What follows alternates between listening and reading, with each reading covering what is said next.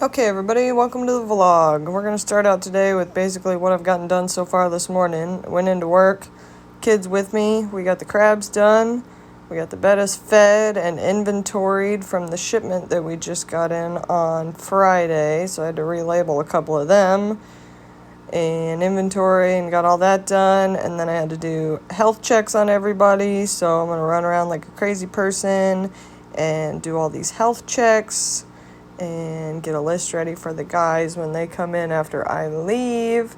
And doing all of this with a 5-year-old is super fun because she gets to see all kinds of cool stuff and ask me all kinds of cool questions. So she follows me around sometimes she sits in that chair, but this is our easy Sundays that we have. So finish up all of these health checks, and then we have got to get home because we got stuff there to do. So first thing at home, pond needs water change, the big pond. I got to get all of this duckweed out if I can. When I water change the pond, I actually run the water outside, out my back door, just because pythons are gravity fed and this pond sits a little bit lower than my actual sink, so it would take forever to drain it. So then I take the python and I run it to the sink to fill it up. And let's take a look at what's going on in this pond since we rescaped it. The pothos has gone nuts. These crypts are looking okay. I'm starting to get this yellow burning on them. I need this pothos to fill in more. I've got this Lowigia down here that's starting to come out. And I've also got some pretty serious mold issues that are happening.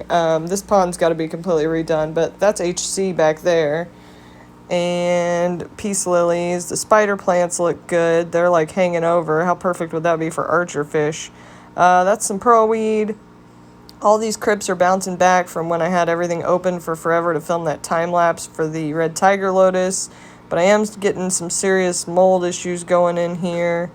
I think I just need a ton more springtails and roly-polies, because I think they got depleted when I did the tear out. So red tiger lotus is good. Duckweed's apparently growing like crazy, and the pothos is taking over. So we've also got to water change the mini pond with the 7 rope fish in it. This pond sits on the floor, so instead of waiting for the gravity siphon again from the sink, which is up higher, to pull water out of it, I will actually start pulling water out of it with my pitcher while I wait for the pond to fill, and then as soon as the pond's filled, I'll start filling this up and make sure everybody doesn't jump. So now I want to talk about snails. I'm going to end this by talking about 10 freshwater snails that you can get for your freshwater aquarium. So I hope you guys enjoy that. Live your best life. I love ya. Have a great time. Check out these awesome snails. Okay, so real quick, we're going to run through 10 super cool freshwater snails that you can get for your aquarium, and we're going to do it before this guy decides to climb out of his container. Okay, so this guy right here, who we're going to put up in just a second because he's going to make an exit, is an apple snail. So this is what a lot of people think mystery snails are, but they're not. These are apple snails, which means they get a bajillion times bigger. And this dude is huge. You can see his little face. He wants to go back in the water. So these will eat plants. They will get ginormous. A lot of people sell them as mystery snails, but they are not mystery snails. They are apple snails. It is a completely different species of snail. So come here, bud.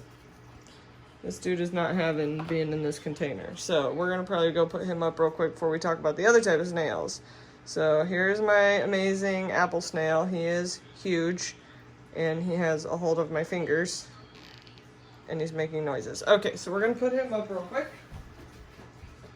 before he chomps down on my finger. There you go, man.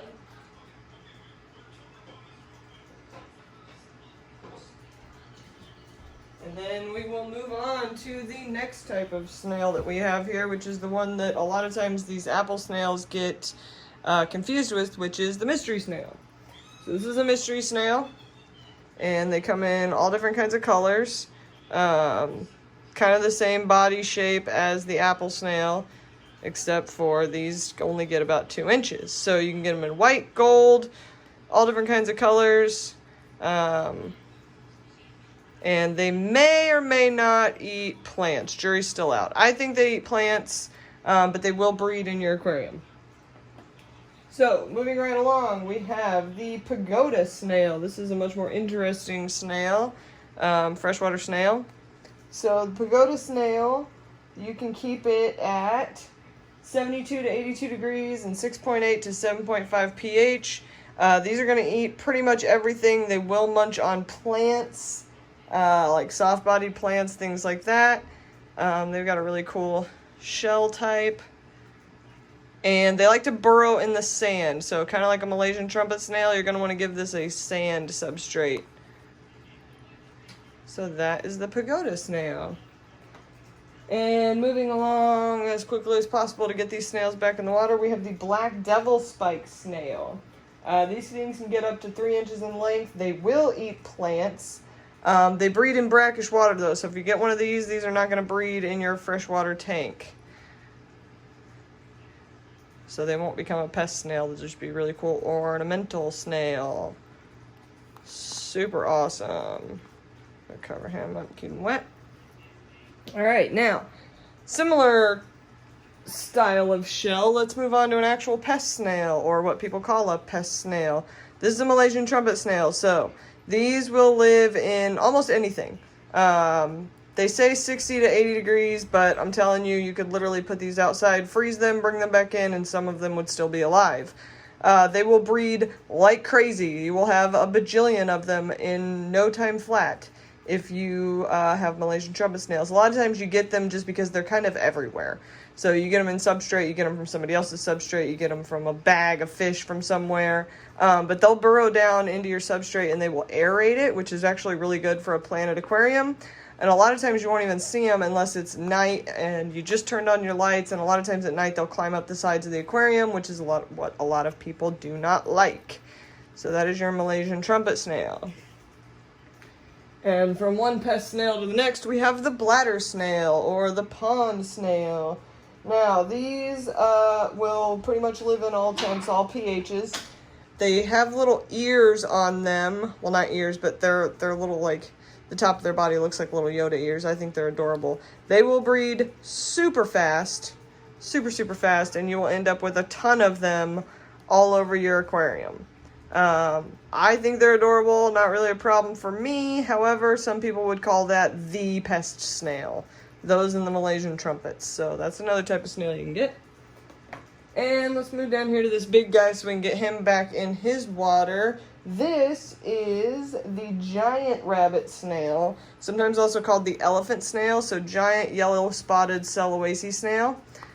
These actually have live births, so they don't lay eggs. They actually have just a baby that pops out of their shell. And they are called rabbit snails usually because of the way they move. They kind of like jump forward. They'll pull themselves forward. But this is the giant variety, so obviously huge. They can get super big, but they generally don't eat plants. Jury's kind of out on that. I've seen them go after some dead plants, and you're going to want to keep these at 76 to 84 with a pH of 7.5 or higher. So we're going to put him back in his tank because he's been out for a little too long. Let's put him up. And then we will move on to the snail killer, if you will. So this is the assassin snail. This is the snail you want if you want to get rid of your bladder snails or your Malaysian trumpet snails. So this is a carnivorous snail. They actually have really cool coloration. It's like a white and black marking, kind of like a bumblebee. These will live in like 68 to 78. You can probably get them up to like 82. That's where I keep mine at, degrees. They like the water a little bit harder. They can grow up to 2 inches. I've never really seen one that big before, but they can get that big. And they eat snails. So they're going to eat your bladder snails. They're going to eat your Malaysian trumpet snails. So if you have accidentally started overfeeding your tank for some reason and had a big population boom of Malaysian trumpets or ram's horns or whatever, you need about 10 of these, and they will wipe that out for you. Now, you still got to clean up the shells. They don't eat shells, but they will decimate a pest snail population. The assassin snail. And here's my favorite type of snail. These are ram's horn snails. So ram's horn snails are my favorite because I use them kind of like a canary in a coal mine. If their population booms, I'm feeding too much. If their shells start to look a little bit chalky and not so great, then I know that I've got a calcium deficiency or some kind of mineral deficiency in my water, and I need to be doing extra water changes. Ramshorn snails are known for their little circle coloration there, if you can see that. And they can come in a bunch of different colors. They can come in blue, brown, white, black. They look totally different underwater than they do out of the water. Some of them have spots. Some of them have stripes. This is kind of like the ornamental pest snail, if you will.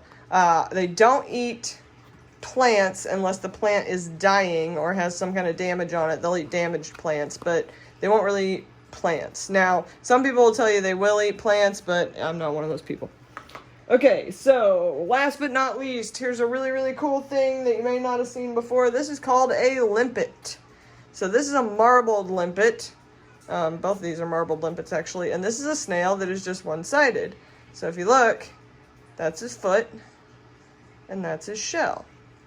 Now, if you get these, when you put them in your aquarium, you're going to want to make sure you put them with their shell up, because they can't really flip themselves over because they're just a foot inside of a shell. And I'm doing a horrible job focusing on this. Foot in a shell, foot in a shell. That is a limpet. Now, limpets, you're going to want to keep those between 74 and 84 degrees. They like the water a little harder, 7.5 to 8.2. And they eat algae, and they are 100% plant safe. So we like these snails. So there are 10 snails that you can get for your freshwater aquarium that you could consider pests if you want. I generally tend to like snails, so hope you enjoyed that information. Back to our regular scheduled program.